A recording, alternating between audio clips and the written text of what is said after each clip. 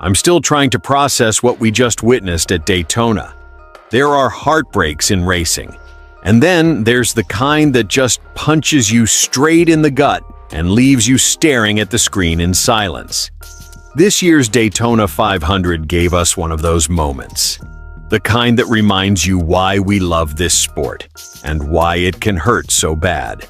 Because when you're leading the biggest race in stock car racing with 1 lap to go, you can almost taste immortality. You can almost see your name etched into history. And then, in a split second, it's gone. That's what makes Daytona so magical and so cruel. It doesn't care about your storyline. It doesn't care about your grind.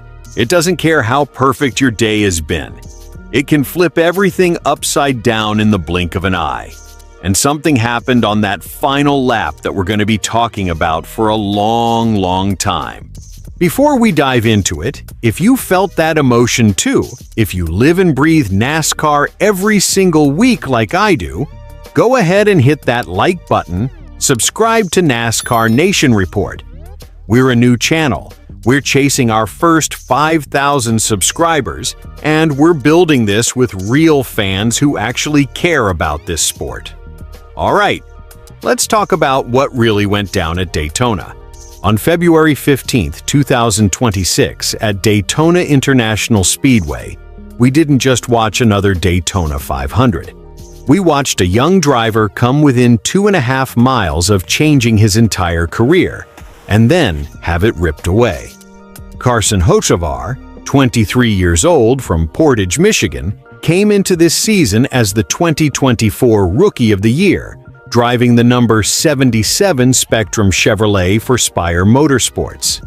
And let's be honest, he's not a household name yet. But if you follow this sport closely, you know he's been knocking on the door. In 2025, he had 2 top 5s, 9 top 10s, and that career-best second-place finish at Atlanta Motor Speedway. You could feel the growth. You could see the confidence building. But what made this weekend wild was that he didn't just show up for Sunday. He pulled triple duty. He ran the Truck Series, the Xfinity Series, and the Cup Series, the only driver doing all 3 during Speed Weeks. That's a grind. Physically, mentally, emotionally, especially at Daytona. Thursday, strong start. He finished second in his dual qualifying race behind Chase Elliott and locked himself into the Daytona 500 starting 6th. That's exactly where you want to be, near the front, but not a sitting duck. Friday night in the truck race, total nightmare. He wins stage 1, banks stage points, looks fast, looks in control, and then tire issues, spins, not once, not twice, 3 separate times, back-to-back cautions. His truck literally shuts off while he's leading. He ends the night in 35th with a DNF. That kind of frustration lingers with you. Saturday in the Xfinity race, he straps into a Young's Motorsports Chevy and tries to keep it clean. But this is Daytona. He gets caught up in not 1, but 2 multi-car wrecks. Finishes 20th, 2 races, 2 disappointments. So by the time Sunday rolls around, you're thinking, man, this kid deserves a break. And Sunday? Sunday he drove like a star. The Daytona 500 itself was absolute chaos. 25 different leaders, 65 lead changes, a record for this race. It felt like every 10 laps, someone new was at the front. Hocevar played it smart from the beginning. Lap 6 caution, he pits early to maximize fuel. When stage 1 ends on lap 65, most of the field comes down pit road. He stays out. Crosses the line 4th, 7 stage points. That matters, especially early in the season. His teammates at Spire, Daniel Suarez and Michael McDowell, also grabbed stage points. That whole organization looked organized, disciplined, calm. Stage 2, survival mode. Lap 124, absolute mayhem.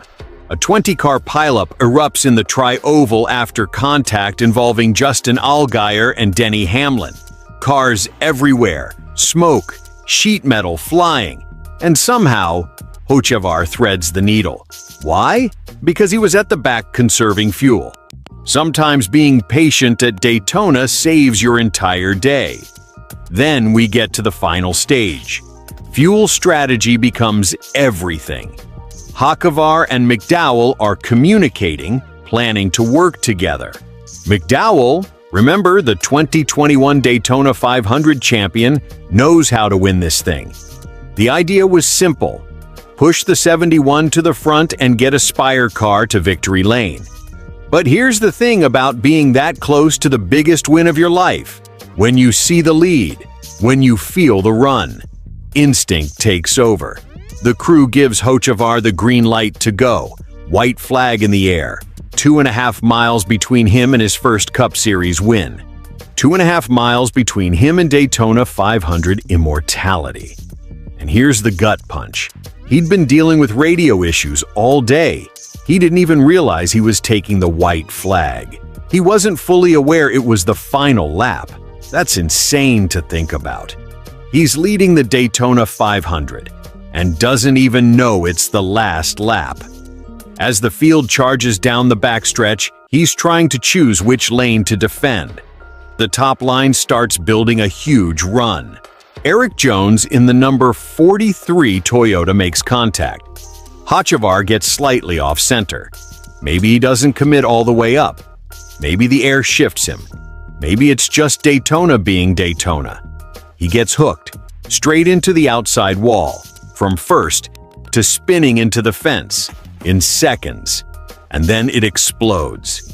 Behind him, Riley Herbst throws a desperate late block on Brad Keselowski. More wrecking. Cars sliding across the line sideways. Chase Elliott crashes before the checkered flag. Absolute pandemonium. And through all of that smoke, slipping through clean, was Tyler Reddick in the number 45 Toyota for 23 We Asked Racing. He led one lap all day, the final lap, and wins the Daytona 500 for co-owners Michael Jordan and Denny Hamlin. Second place, Ricky Stenhouse Jr. Third, Joey Logano sliding across the stripe. Carson Hocevar, 18th, after leading at the white flag. 18th, and you could hear it in his voice after the race. That mix of professionalism and heartbreak. He kept it composed. But you know those what-if thoughts were screaming in his head. Here's the wild part, though. 18th is actually his best Daytona 500 finish ever. His previous starts, 40th and 30th. Progress is progress. Those 7 stage points, they put him 9th in the regular season standings with 36 points to start 2026. He did everything right. Smart strategy, fuel saving, avoided wrecks, helped teammates, executed pit stops, put himself in perfect position. And at Daytona, sometimes perfect still isn't enough. That's why this sport keeps us hooked. It builds you up and rips your heart out in the same afternoon. Now looking ahead, this matters. Early season points matter. Confidence matters. And I truly believe this run changes how the garage views Carson Hocevar. He proved he can control a super speedway race. He proved he can execute under pressure. The win didn't come. But the statement? Oh, that was loud. And as we move deeper into this season, into the playoff picture, into those pressure-packed cutoff races, moments like this shape a driver.